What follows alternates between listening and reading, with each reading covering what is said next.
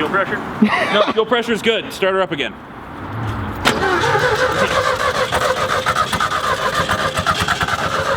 I'm gonna flood clear it. I think it's too rich. Go for it.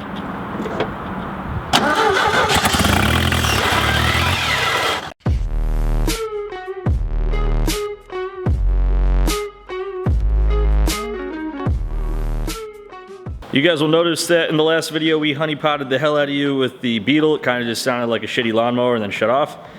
It works now, as you can see by the smoke in the garage. Let her rip.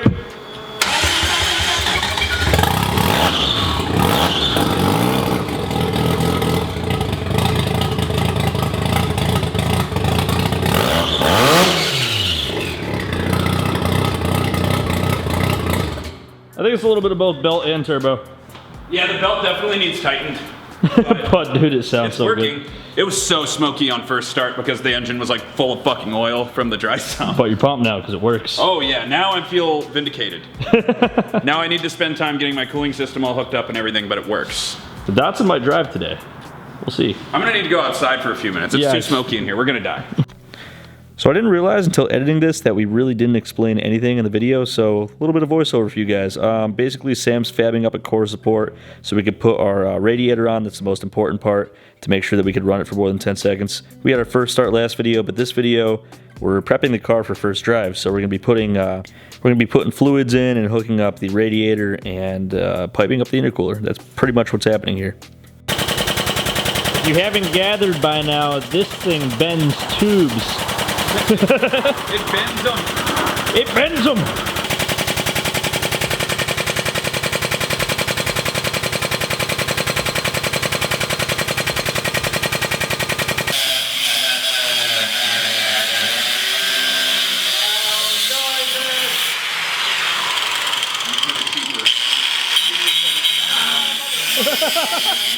Y'all witnessing pure genius here. We have a scavenge pump transferring our fluid. So if you don't know transmissions, you go until they start leaking out of the fill hole. I can see the level on this almost there, but this is so effective until of course it sprays shit all over us. But I mean, this is a messy job. all right, next bottle.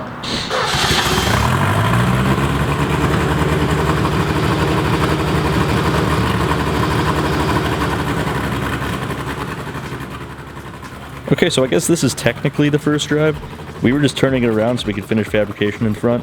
What ended up happening was the starter solenoid got stuck on, and the starter was activated while the engine was running, made this horrible noise. We thought everything was messed up, but it turns out we just needed a new solenoid. We having troubles.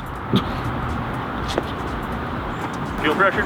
No, fuel pressure is good. Start her up again.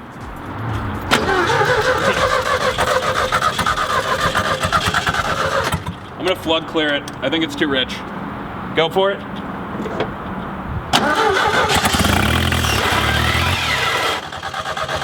What the fuck was that? Kill it.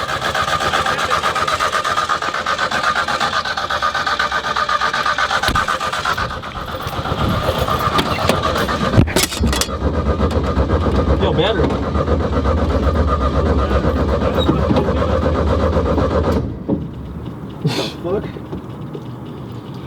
What was that?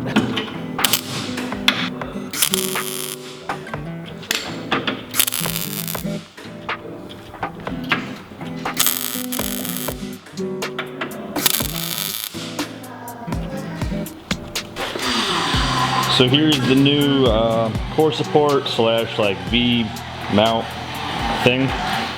I'll call it. So there's no front end of the car, so this is the one that Sam's made, and it looks really rad. So I finished welding it up. We'll probably paint it something stupid, make it ugly, but it's what we do. So we did that thing all day where we forget to film what happens. I can show you though. Nobody watches videos anyway. The mount setup is pretty much ready to be cleaned and bolted for real, with the exception being the intercooler piping, which is being re-welded now. We were struggling to explain the benefits to this. I mean, one of the obvious ones though is that our charge piping is going to be very short, which will make the turbo spool faster.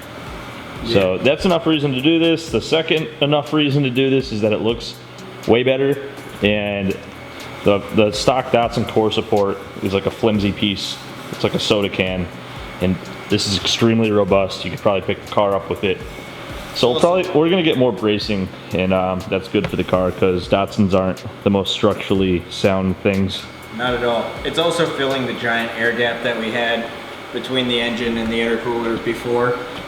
So it doesn't look as stupid with such a small engine. When you look at it now, we've used every square inch, which is funny because this motor's tiny, but when you look at it from this angle, it looks like a bomb or something. There's a lot going on, but it's all in the name of running 30 psi safely and making the power for at least a short amount of time.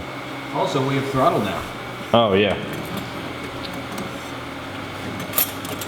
So, I mean, you guys will see it drive in this video. We're not driving it tonight, but you don't gotta wait till tomorrow or Monday. So, the next cut will probably be, we'll clean it and stuff, and then at the end of the video, we'll drive it. Yeah, we got to leak test the radiator and stuff like that, but yep, we're like this close. Okay, so it's the next day, and today we're going to assemble everything and see if it drives. First thing that I'm doing is we've made a ton of modifications to this intercooler, and this is very important that this gets clean because we don't want aluminum shavings going into our intake. So what I've got here is the garden hose, and I've done my best to block this side with, I still wanted some water to come out, but it's pouring out of both sides. It's filling up the radiator. I'm just gonna let this sit for like 20 minutes just to be absolutely sure that there's nothing in there. And then I'll run some gasoline through it to dry it out, and it should be clean enough.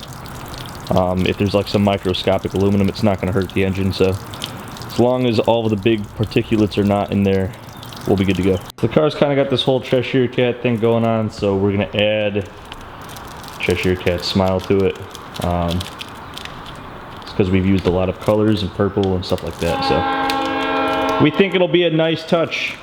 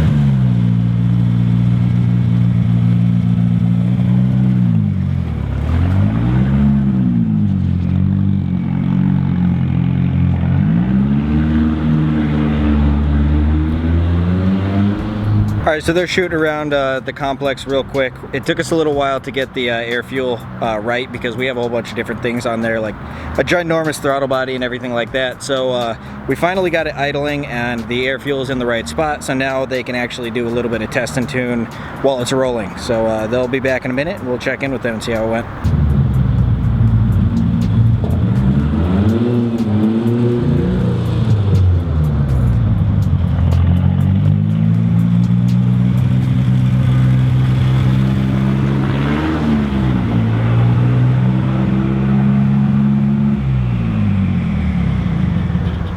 Loses half of its cylinders, but it drove. Sick. Okay, so it's the last day that we're probably gonna work on things for this video, and it turns out yesterday's first drive, there was no gas in the car, so that's why it didn't run right. So we're getting ready to go back out in that.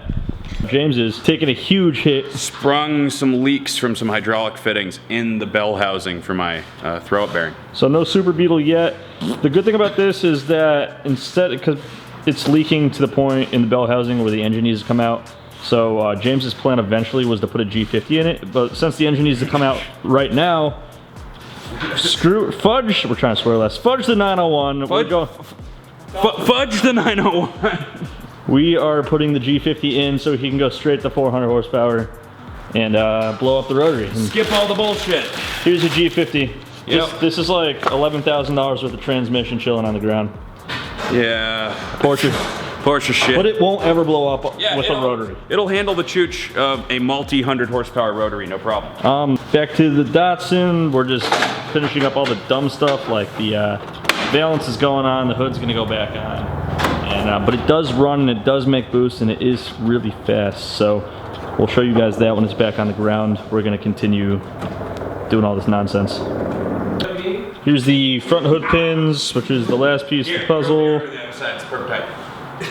They're messing around with some kind of splitter right now, but basically we'll put these on and then we're ready to rip. So we're just gonna walk into boost. It's on a 14-pound spring and we'll just see what happens. Wait till this guy gets out of here. Wait till the street clears up.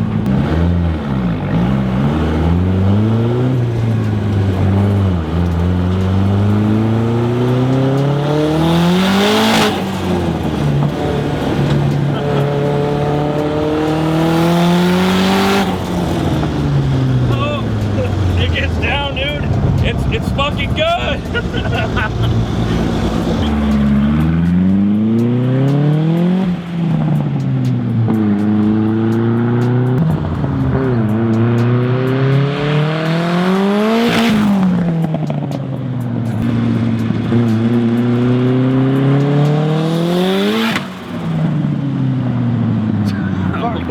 So Devin's taking the car back to the house where we can do more tuning and auto tune and things like that.